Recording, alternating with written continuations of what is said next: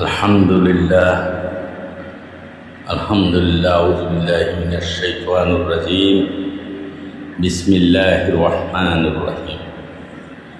প্রিয় আমার ফেসবুক বন্ধুবান্ধব, আসসালামু আলাইকুম ওয়া রাহমাতুল্লাহি ওয়া বারাকাতুহু। বহুদিন হয়েছে আমি আমার ছাদ বাগানের ফল ফলাদি এবং ফসলগুলো আপনাদেরকে দেখাই না, তেমন একটা হাতে সুযোগও করতে পারি না। প্রতিদিনে কোনো না কোনো কিছু ছাদ থেকে আনি এবং উত্তোলন করি এবং ছাদে পরিচর্যা করি। ছাদে আলহামদুলিল্লাহ আমার বহুত শাকসবজি ফলমূলের গাছ আছে, শাকসবজি আছে, কিন্তু আমি সময়ের অভাবে উপস্থাপন করতে পারি না।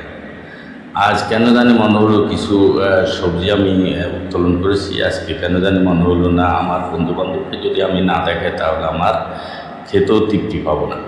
আলহামদুলিল্লাহ এই রমজানে প্রতিদিন আল্লাহ পাক রব্বুল আলামিন আমাকে শাকসবজি করার তৌফিক দান করেছেন এবং আলহামদুলিল্লাহ উনি ওনার নেয়ামতের ভাণ্ডার হইতে আমাকে এই পবিত্র রমজানে যে সমস্ত নেয়ামতগুলো দিয়েছে, আজকে তার কিছু অংশ আমি আপনাদেরকে দেখাবো। আজকে আমি সর্বপ্রথম দেখাবো আমার এই দেখেন ছাদ বাগানে যে এটাকে বলা হয় শৌখিনদা।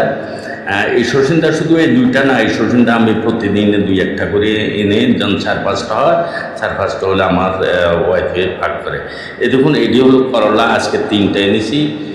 প্রতিদিন এরকম দুই একটা করে আনার পরে করলা দিয়া আলু দিয়া একটু খুব কড়া করে ভাজি করা হয়। আলহামদুলিল্লাহ খেতে খুবই মজা।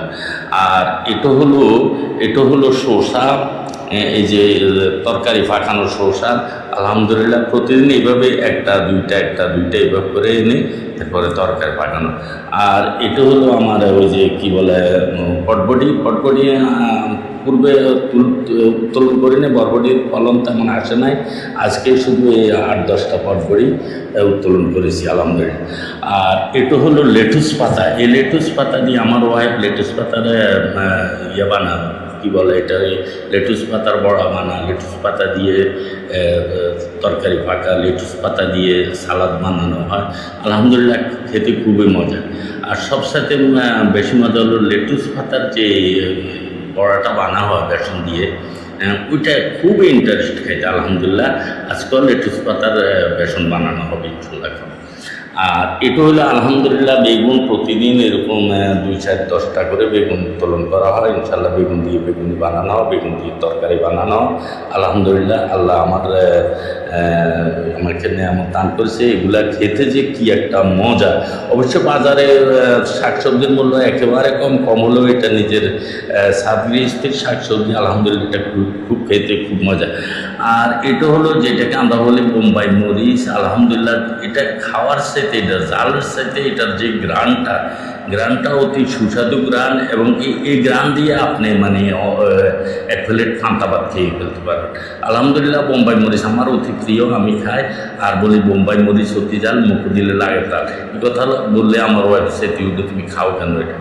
আর আলহামদুলিল্লাহ এই যে আমার ছাদ বাগানের কাঁচামরিচ আজকে প্রতিদিনে আনি ভাগ করানো হয়। আজকে আমি এগুলো উত্তোলন করছি। আমার মেয়ে আমার ওয়াইফে যায় প্রতিদিন সব কিছুই আনে। তারপরে আজকে আমি এগুলা কাঁচামরিচগুলো উত্তোলন করেছি, তাই আজকে আমি আপনাদেরকে দেখান। আর আলহামদুলিল্লাহ এটা হলো টমেটো। আমার ছাদ বাগানে টমেটো, এগুলো শেষ মুহূর্তে টমেটো, তো এই কারণে একটু ছোটো। প্রথম হইতে অনেক বড় টমেটো হয়েছে। আলহামদুলিল্লাহ প্রথম হইতে অনেক টমেটোর ফলন আসছে। আলহামদুলিল্লাহ খেয়েছি। আর টমেটো দিয়ে আমার ওই বিশেষ করে ওই যে কী বলে এটার সস বানায়, সসগুলো খেতে খুবই মজা হয় আলহামদুলিল্লাহ। আর এটা হলো আপনার যেটাকে বলা হয় ম্যালিসার শাক।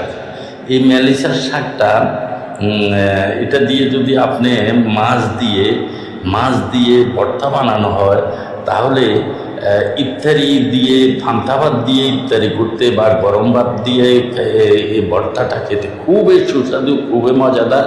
যার জন্য আলহামদুলিল্লাহ আমি আমার ছাদে ম্যালিসার শাকও গৃহস্থী করতেছি। তো আপনারা দোয়া করবেন আলহামদুলিল্লাহ আমি আমার ছাদ বাগান যেন আরও আল্লাহর রহমতে প্রসারিত করতে পারি। ইনশাআল্লাহ আমার ছাদের মধ্যে যে নেয়ামতগুলা আল্লাহ পাক দিয়েছেন, আমি সেই নেয়ামতগুলো আজকে আপনাদের সম্মুখে উপস্থাপন করলাম। শুধু আমার জন্য একটু দোয়া করবেন, আল্লাহ যেন আমাকে আমার ছাদ বাগানের এই গৃহস্থী বা পরিচর্যা করতে যেন আল্লাহ আমাকে সেই শক্তি দান করেন এবং তৌফিক দান করেন। আলহামদুলিল্লাহ। আসসালামু আলাইকুম ওয়া রাহমাতুল্লাহি ওয়া বারাকাতুহু।